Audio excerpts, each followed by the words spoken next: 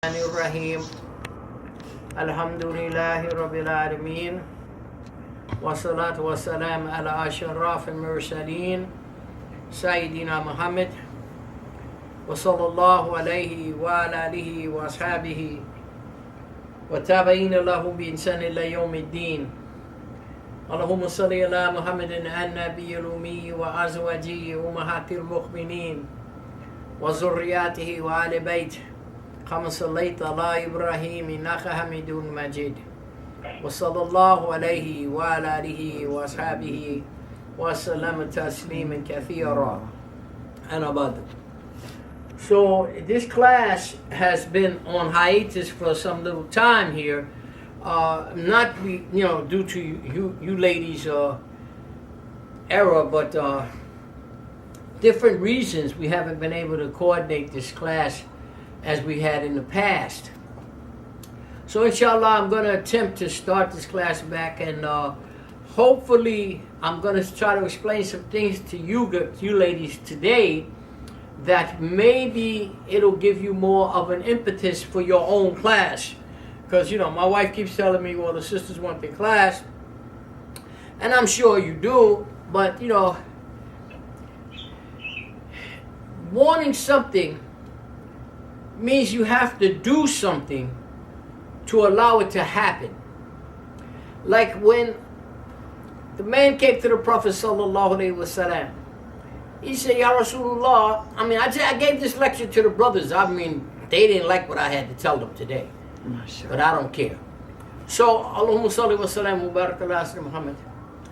Man came to Muhammad sallallahu alaihi wasallam, "Ya Rasulullah, can you make dua and pray to Allah that He'll let me be with you at the end of time?" And what they call the akhirah.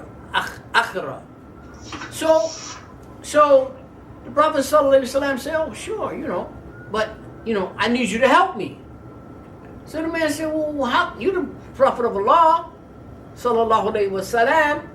What kind of help can I give?" He said, the help you can give is that you have to make more sujood. So the scholars, they looked at that talk from the Prophet ﷺ to that person, and they came up with, the Prophet ﷺ was telling the man, it's not enough for me to pray for you. You got to work for yourself. See? And this is basically the tendency that I see. The tendency that I see, people always saying, pray for me, pray for me. Yeah, right.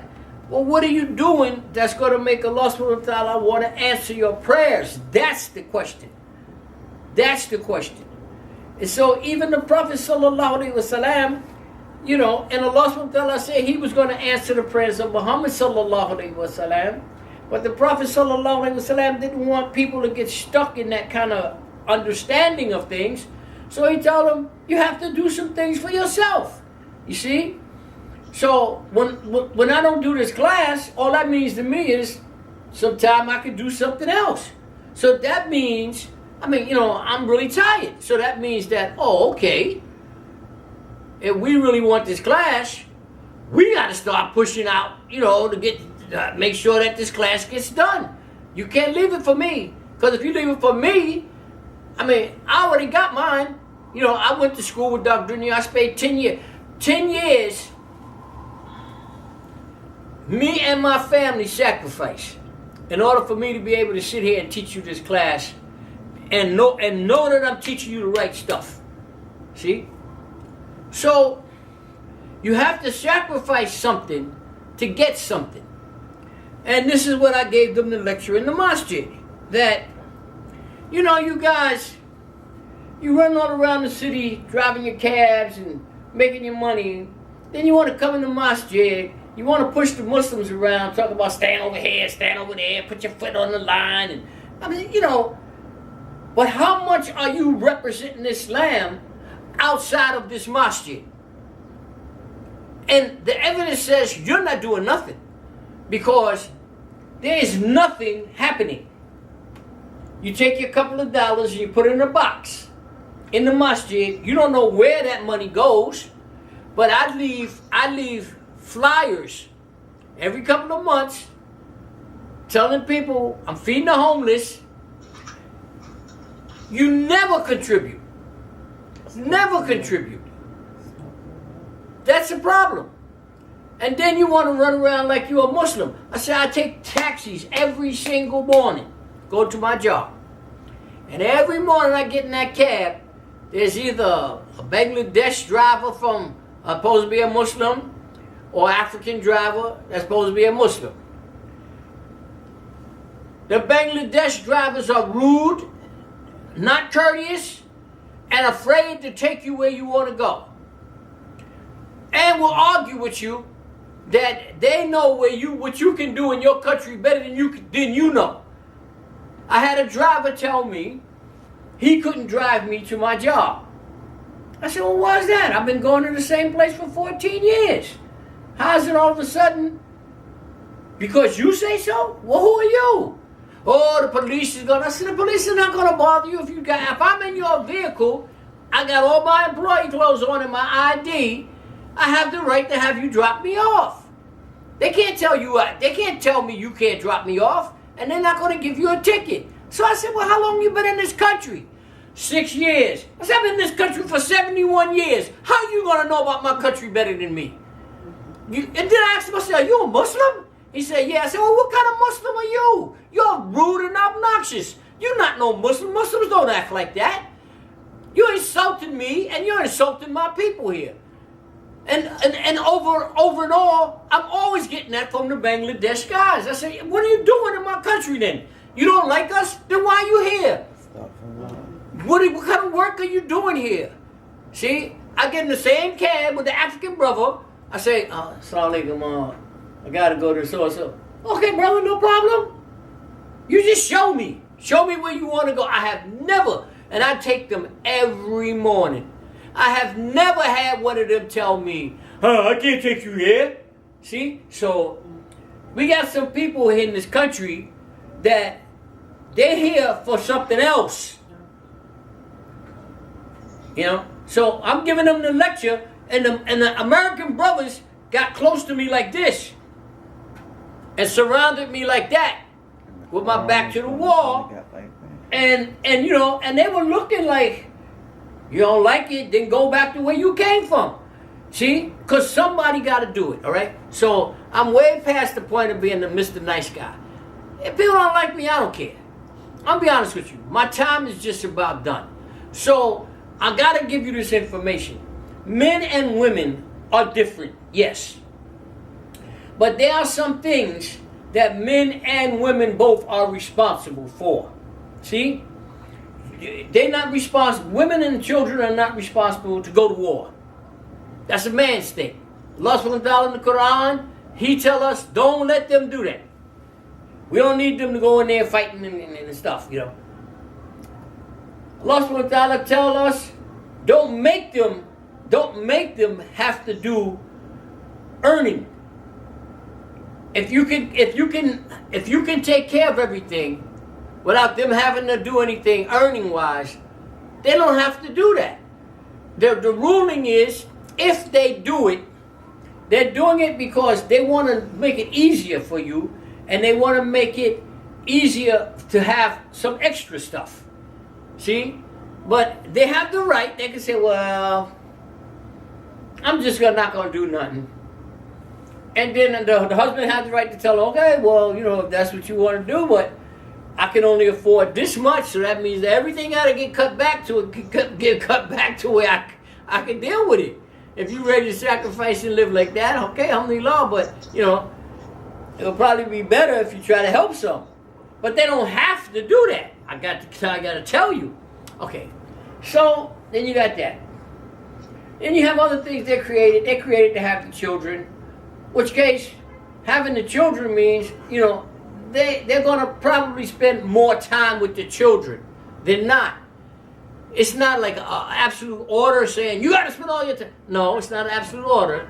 But in the way that things are created, it's created so each person is responsible for what they are responsible for. You understand me?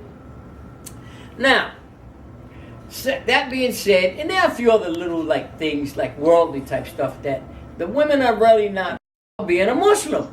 Well, a woman is just as responsible. She can't say, well, I'm a woman, so I don't have to practice like that. No, you do. You do have to practice like that, because that has nothing to do with gender. You understand? It has nothing to do with gender. So, Allahumma salli wa sallam wa barakallahu ala Muhammad.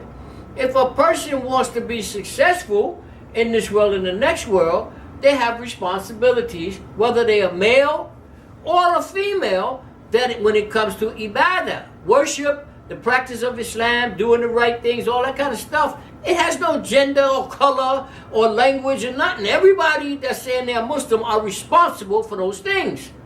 So, if you're going to have this class, you know, you have to understand your responsibility is you take care of it. My responsibility is I'm a teacher. I was put in a position to teach people. So if you say to me, Sheikh Ameen, you got to come here and teach us a class. We did all the stuff to get it prepared for you. And all you got to do is just come and teach us. I can't reject you. I have to come. But I don't have to be responsible to make sure it gets organized and this and that. That's not my problem. That's your ladies' problem. So if I come in and I say, you know, ladies, you're wasting my time because it's two sisters and one of them is living here with me every day. You know what I'm saying? I don't have to deal with that. I can say, well, look, you're just wasting my time. I got something else where I have to go and do it, something like that. But if you take care of your own business, you know, like the brothers say, do they have a flyer? The brothers asked me that today. Do they have a flyer with the information so we can give it to a couple of sisters that, you know? I said, well, no, they don't have no flyer, but I can put, you know, you can call me and text me and I'll send you, like, you know, some information for them. But like I told the brothers, that's not what I'm supposed to have to do. No. And I don't want to put no brothers, I don't want to put my wife or no other sister's information for no brother to be able to transfer it to some sister. That's not the right way. You follow me? I'm completely done being Mr. Nice Guy, right? So, this is your responsibility, not my responsibility. And I told them, and I told the brothers in the mosque here, I said, look, if you got a sister and she wants to take some classes, she have to talk to my wife. Or she have to talk to some other sister in the class. But I don't want to talk to her. And I explained to them why. I said, because a lot of times, when you know, like, my wife once told me that people, they mistake you. They get you wrong because, you know, they're not used to somebody talking to them nice and calm and trying to be polite and everything without them wanting something. See? So I'm like, now I pay more attention to that because, you know, these ladies, they get the wrong impression. Yes. And they think you want something with them, and I'm not interested in nobody. You know, honestly, Allah knows best. I'm not interested in nothing and nobody except doing this last little bit of my life with some deen. Right? So, Allahumma salli wa sallam wa barakallahu Muhammad. I told them, if you got a sister and they call me and they want to ask me anything, this is the rule. They should write out their question. Don't get online talking about, Assalamu alaikum, Sheikh, how are you? How's the family? I don't want to talk to you. First of all, I don't even want to talk to you. But my duty is to answer your questions. So you call on the phone, you say, Assalamu alaikum, Sheikh, I just want to ask you a question. Like Sister Miriam does. I want to ask you a question. She goes right to the point. I don't want to know about nothing else. And then if I can answer you, I'm going to answer you right to the point, and I'm going to say Assalamu alaikum. I'm going to say, is there anything else? Assalamu alaikum. Right? That's the way I've been trained to deal with the ladies. Because what I've found is that the ladies, you know, they have this different type of emotion that sometimes it gets a little tricked out. You know, it's not the real thing. So I've learned to avoid that whole situation. Okay. And I think you need to know about that. Because the Prophet sallallahu alaihi wasallam, he says something like men were created from the earth. And that's why they're apt to be good farmers and this type of stuff and do, like worldly stuff, building things and all this kind of stuff. Doesn't mean that women can't do it too. But that's not what they were created for. He said women were created as companions for men. That's what they were created for, as companions for the man. See? So that's why if a woman has a man and she go messing around with another man, something is wrong with her, because that's not what she was created for. She was created for that guy that she's married to and having kids with, or whatever it is, as long as he's not like being brutal and doing mean things, she's not even going to think about looking around, because that's who she was created to be with. I hope you understand what I'm trying to tell you. So, Allahumma salli wa sallam wa barak ala Sayyidina Muhammad. Women are responsible for the same thing like men, except those things we talked about. See? But when it comes to ibadah and getting education and stuff like that. Now, let's say my wife, she got me living in the house with her, right? My daughter, she grew up in the house with me, and so she's an educated person. They're both educated people. They of course, it's smart for them to keep trying to take more and more, because we keep learning and we keep getting bigger as time goes. Every time, you turn around, there's something else Allah's putting in there. But as far as it goes, they're probably more educated than many people, including men. And so you too, because you've been coming for a long time. See? So, your responsibility now is to make sure other females get it. That's your responsibility. That's not my responsibility. I did my work. See? Now, what you got to do is consider, what are you doing? Maybe your mindset is not in exactly the right place as a good representative for women in Islam. I know all of you try to do good. You all try to do good deeds, but you have to systematize it so that what goes first should be first. Men don't have to follow behind the kids. That's not the way it's supposed to be. That's some other type of emotion. That's not an Islamic emotion.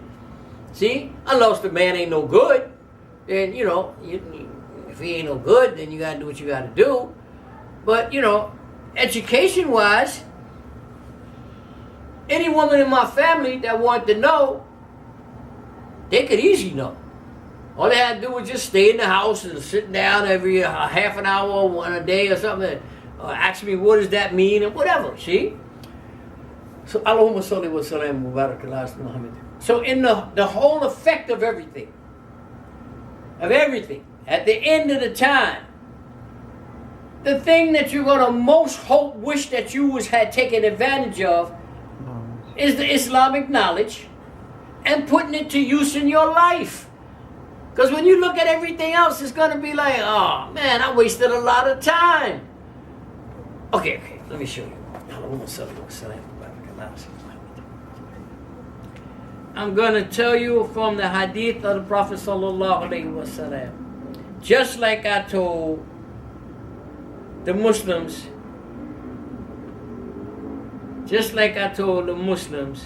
in the masjid.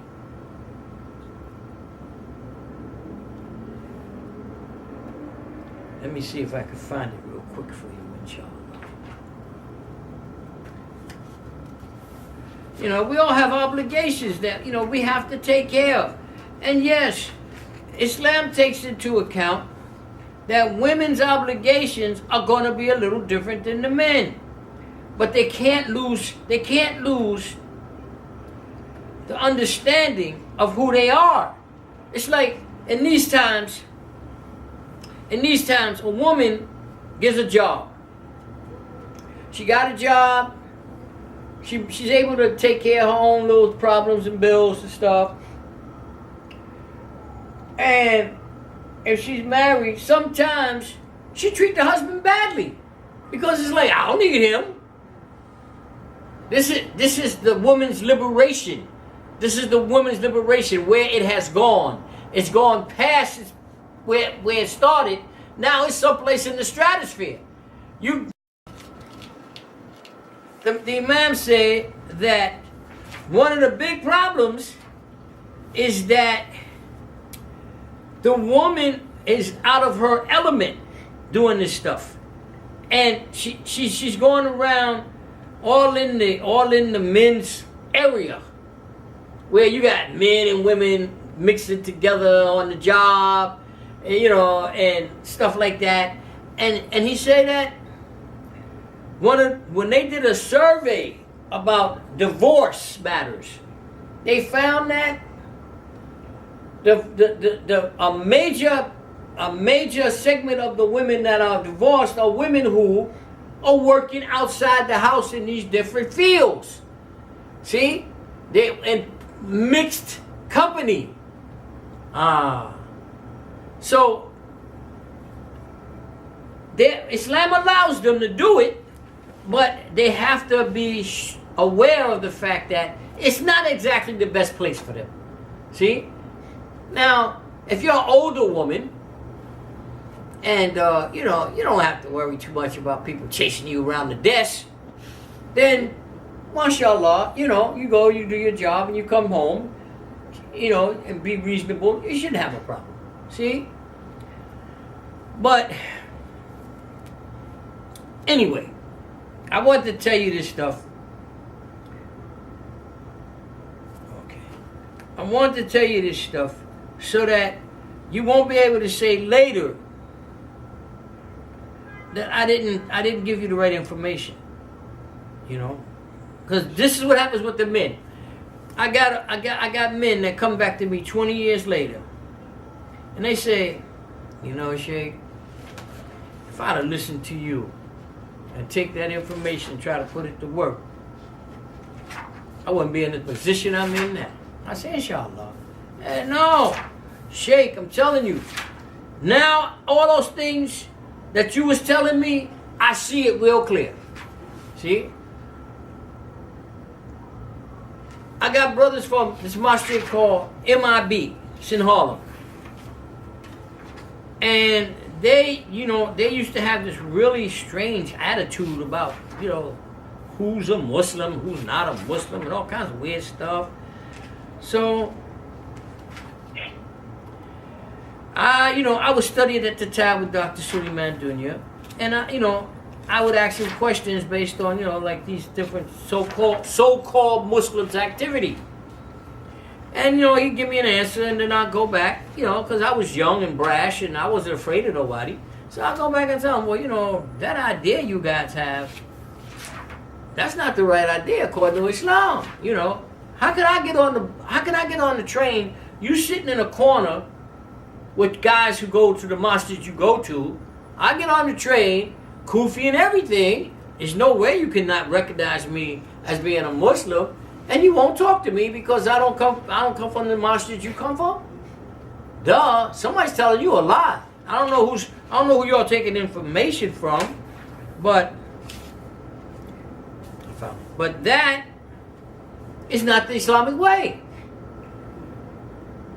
25 years later, brother standing on the corner in front of 96th Street Masjid with some whole group of other brothers. I came up, Assalamu alaikum. He said, wa alaikum salam. He said, Sheikh, I want to make an apology to you in front of everybody. I said, why is that? What? I don't remember you doing nothing to me. He said, Sheikh, you don't remember 25 years ago you gave me that lecture?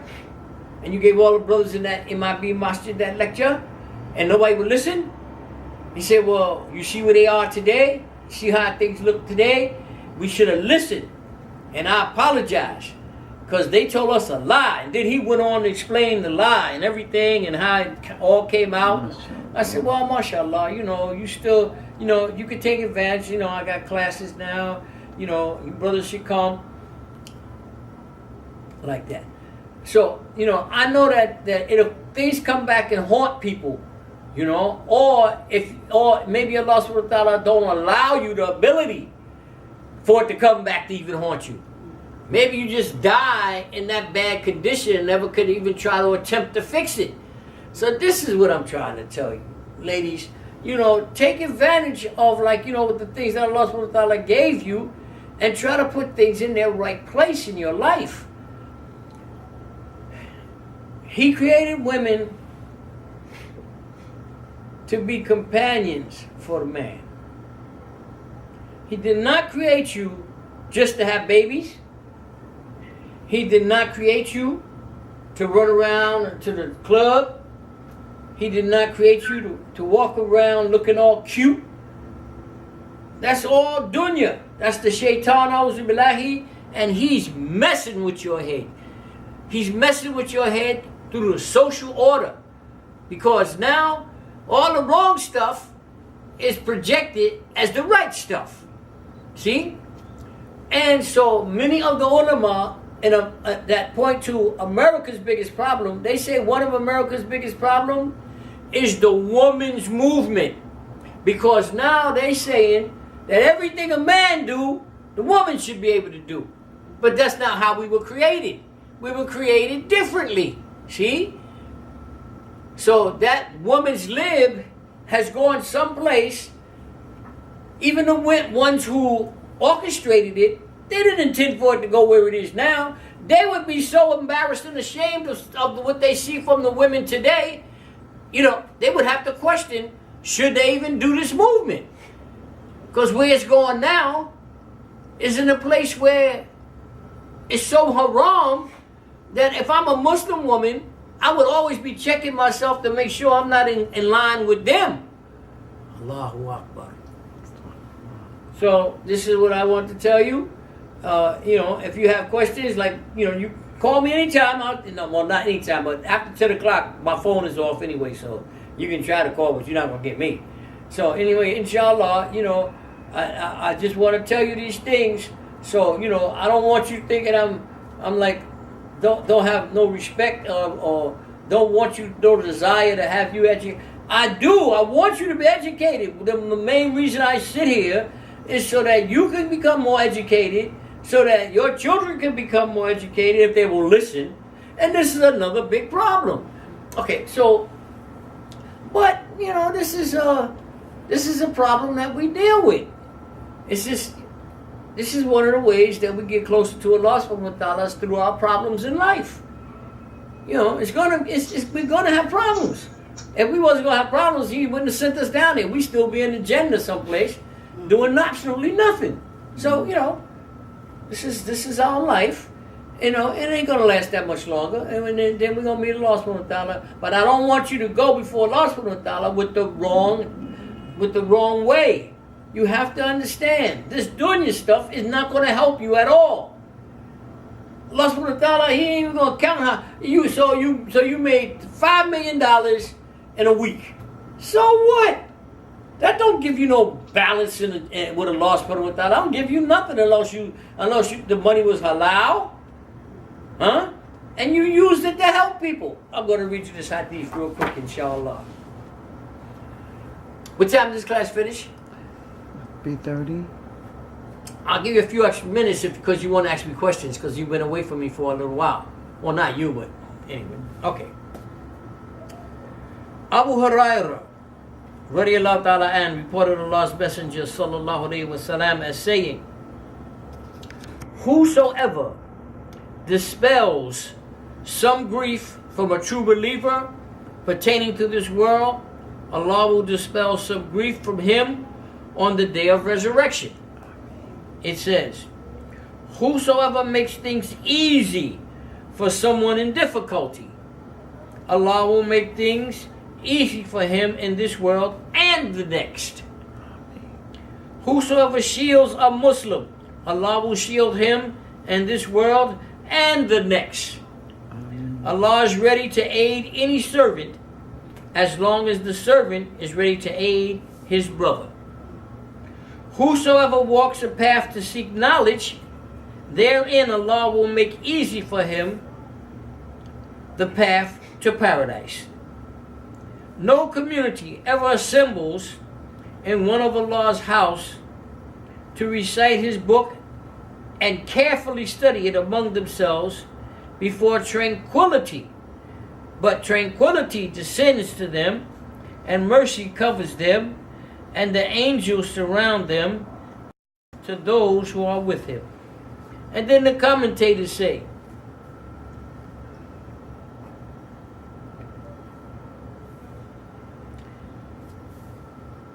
in response to some of the erroneous practices concerning the khutbah sermon that were common in some of the local masjids at the time.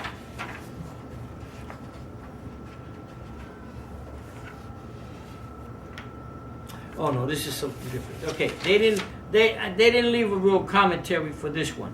I guess because it's pretty much self-explanatory. Yes, self-explanatory.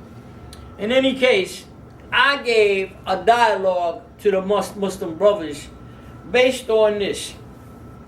And I told them, you brothers have to take a closer look at yourself, because you're running around saying, I'm a Muslim, but you're not doing the things that quantitate some Muslims' behavior from the Prophet sallallahu alaihi wasallam's sunnah.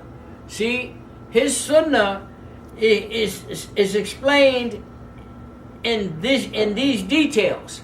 See, you don't care what happens to the next person.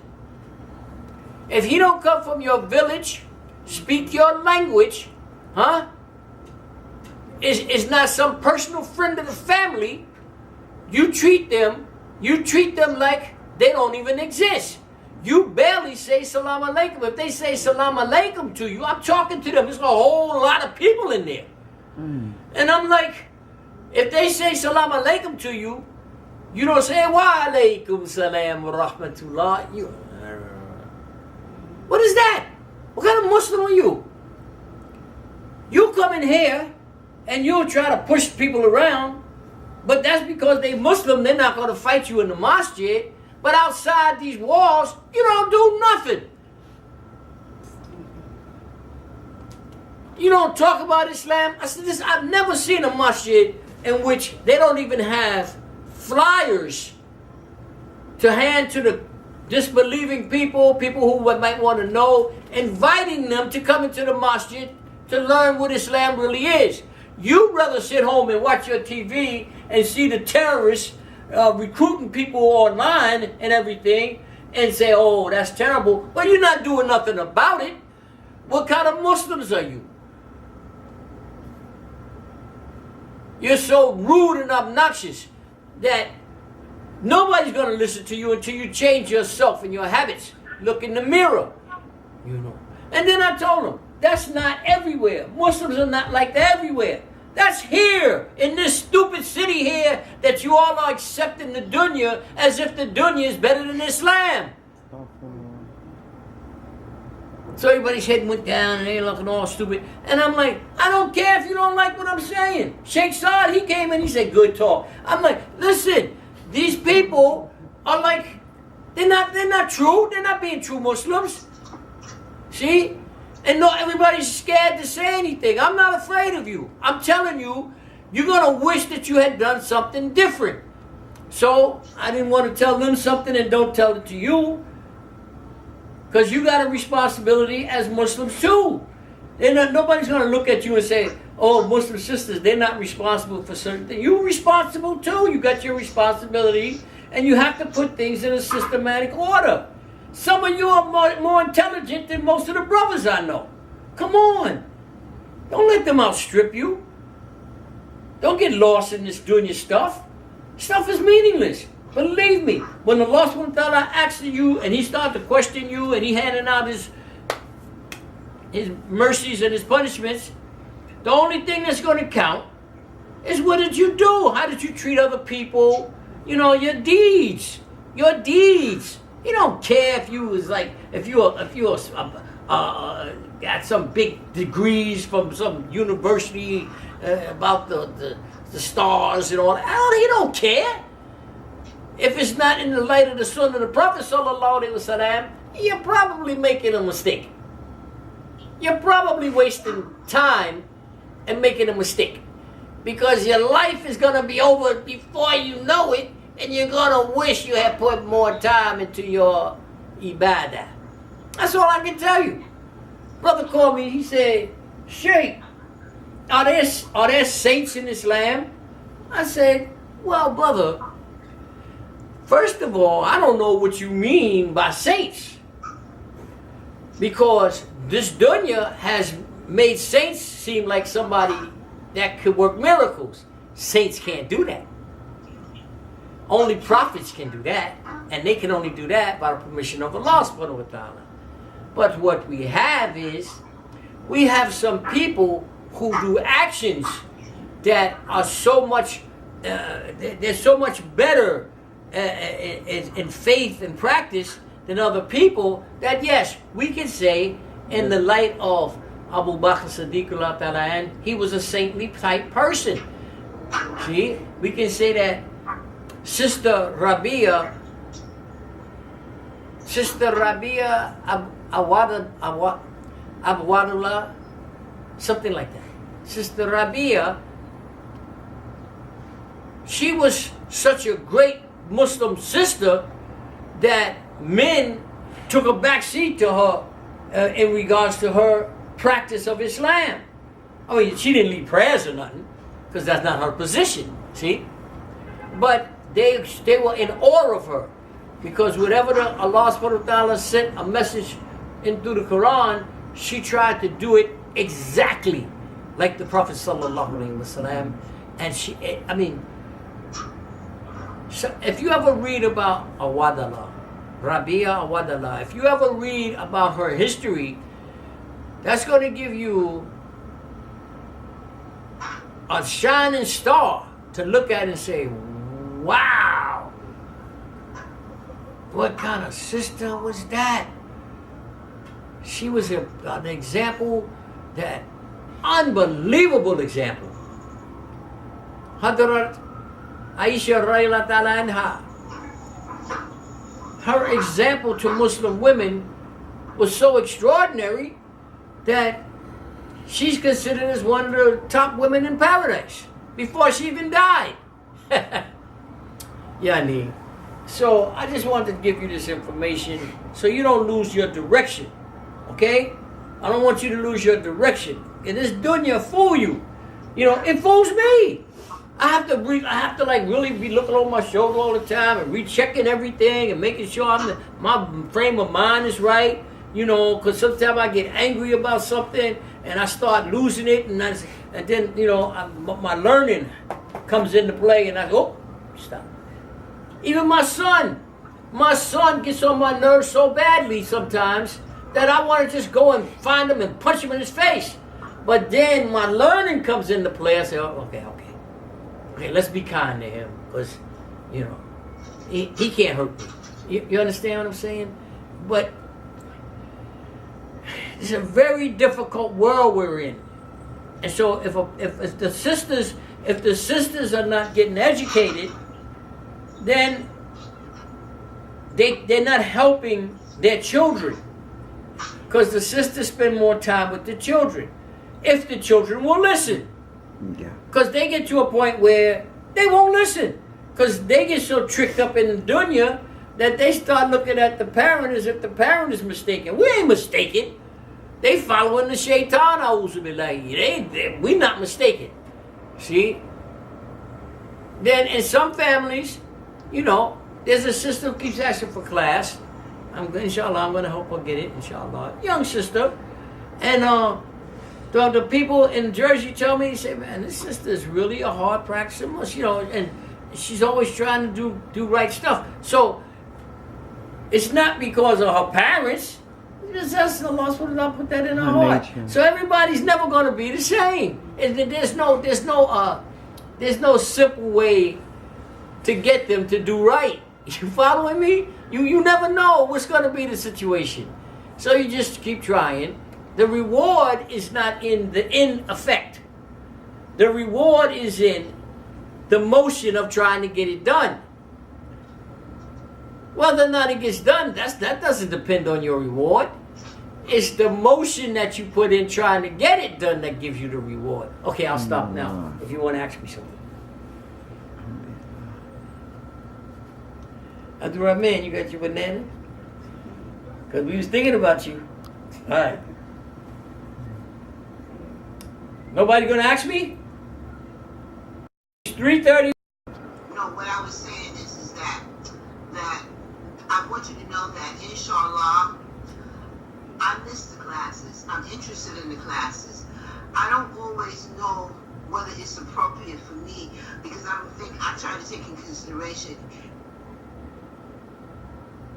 maybe you don't feel well, and I will talk about the classes. I will say something about it. I guess I don't push it because I do wait for you to give me the signal to tell me that this is when the class will be.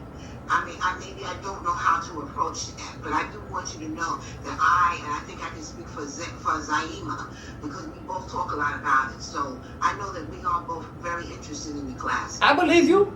I believe you 100%. Don't get it wrong. And I'm going to tell you something. There is an order to these things that Islam, like it gives me a direction that I have to follow. Like this.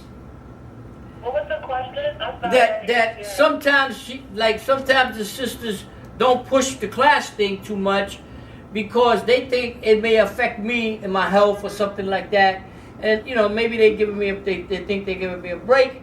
And so, which I appreciate. I really do. Yeah, I really. 100%. I think that has a large amount to do with it. I really appreciate it. But I got to teach you the right thing now. I got to teach you the adab of dealing with scholarly people. Okay? Because I was trained that we are the servants of the people. In spite of the fact that, sometimes it gets a little difficult. Our rewards come from the more difficult it is, and you still do your duty, the bigger the reward. So even if I really don't feel well to the point that I can't do a class, then I will tell my wife, I can't do this class today. I don't feel well. Under those conditions, alhamdulillah that you ladies are understanding. And because I'm not supposed to do classes to you for you or anybody else if I'm too sick, because I will make mistakes. See, I will make mistakes in my narrative. But just like general, like I'm tired, I would have to be so tired that I can't keep my eyes open, which would make me make mistakes. Then I have the right to reject the people saying, Sheikh, come over here and do. Other than having to go to work to feed your family, if I don't have I have to go to work to pay the rent, then I have to go. And I don't care if the people say, no, Sheikh, we want you to come over here and teach a class. I can't teach no class now. Islam says I got the right to go and feed my family. If I'm hungry and I haven't eaten all day, I can't teach a class then because my mind will not be able to concentrate on the work. So I have the right to say to them, listen, I'm going to come, just let me eat a little something, and inshallah I'll come and I'll teach your class. Yani, if you have to go to the bathroom, the people can't make you come and teach a class when you have to relieve yourself. You tell them, I can't teach class now, I'm not supposed to teach class now, I got to go to the bathroom. Then they say, okay, Sheikh. We'll wait, So, those are the type of rules that I can't fight against. Other than that, you have the right to come take my shoulder. I don't know if y'all can see me or not. You have the right to take my collar and pull me by the collar and say, come on, we gotta take advantage of your knowledge. Come on. And I can't fight you back. I have to follow. Being a true scholarly person, you would have to do what the people are saying to you. You see? But I don't have to do the other part of the work. No, you don't have to orchestrate. I don't have to orchestrate. But if you come to me and I don't have one of those type of excuses, I don't have a choice. My teachers say the scholars are the people who, if the people come to the scholar, it's like going to a lake of fresh, clean water. And you're thirsty. You're supposed to be able to drink as much as you can. And I'm not supposed to tell you there's a limit to it. See? Until I have to go to work, have to go to the bathroom, see? Have to get some food, or I'm physically too sick or tired that my words are getting blurry and I can't work like that. All right, so we understand. Ameen. All right, I hope y'all don't come and pull me by my collar too often, though. But I'll try to go long, inshallah. Inshallah. Okay. Inshallah. اللهم إني أسألك من كل خير سألك منه محمد نبيك صلى الله عليه وسلم وأعوذ بك من كل شر استعاذك منه محمد نبيك صلى الله عليه وسلم اللهم اغفر لنا ما قدمنا وما أخرنا وما أسررنا وما لنا وما أنت أعلم به من نار ربنا آتنا في الدنيا حسنة وفي الآخرة حسنة وقنا عذاب النار اللهم إني أعوذ بك من الماء والممات ومن فتنة القبر ومن فتنة مسير الدجال ومن عذاب النار وسوء المصير وصلى الله عليه وعلى آله وصحبه وسلم تسليما كثيرا. I'm going to tell you one last thing. It's your responsibility to take care of your class and to take care of your teacher. When I mean take care of them, I don't mean feed them or nothing. I mean, unless you're making good food and you just want to offer, I probably would say, alhamdulillah, but my wife, she take care of that stuff. I'm talking about if somebody comes into your class, like has happened in the past, and interrupt your class by telling the teacher what they can't say, what you shouldn't say. Some sister come in here talking that mess, and then they're not like, their scholarship is not bigger than mine. Then you supposed to tell them before they even go any further, wait a minute, sister, we ain't come here to listen to you. Sit down. Be quiet. That's insulting. Be quiet. You understand what I'm saying? There's a place where you just don't take it no more. Because if you keep taking it, that acceptance means that quietness means that you accepted it too. You're responsible for that. Allah's going to ask you, how you let somebody come amongst you and talk like that to the person I sent to educate the Muslims in America? How are you going to do that? And who's that person? What's their credentials? Who are they to tell a grown man what they can't say, especially an educated one? I'll never forget that. Never. And as much as I would like to just say, forget about it, I have to use that as a lesson for you sisters. You have to know there's a place where you can't let people go and still consider yourself doing your Islamic work. You have to stand up for right, especially when you can see that they don't know what the heck they're talking about. You got to stand up for right. Well, wait a minute, sister. Listen, we don't want to hear that. You have the right to say that. You don't have to accept just because. Well, it's good. You scared you're not going to be friends anymore? Hey, if that's the case, if that's the kind of person you are, I don't want to be friends with you anyway until that changes. MashaAllah. MashaAllah. You understand me, Sister Miriam? She's still on? Mm-hmm. Okay. So I want y'all to, you got to know. Women, you don't have to be cowardly women. Especially when you're dealing with other women. Something, it ain't right. You say, wait, that ain't right. Like my daughter does.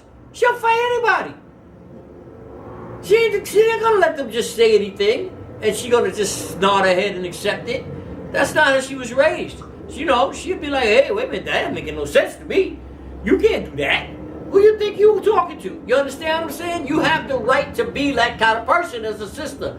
Now, I wouldn't suggest that you get in the brother face and try to straighten them out. But if you're in your own class and somebody's in here, I'm your professor, and I'm qualified to do this, then how do they get to tell me what I can't do? Where's their qualification for that? They're wasting your time. Okay. Okay. Assalamu alaikum. Wa alaikum assalam. Can I say for a favor, just like kind of private about my brother? Yeah.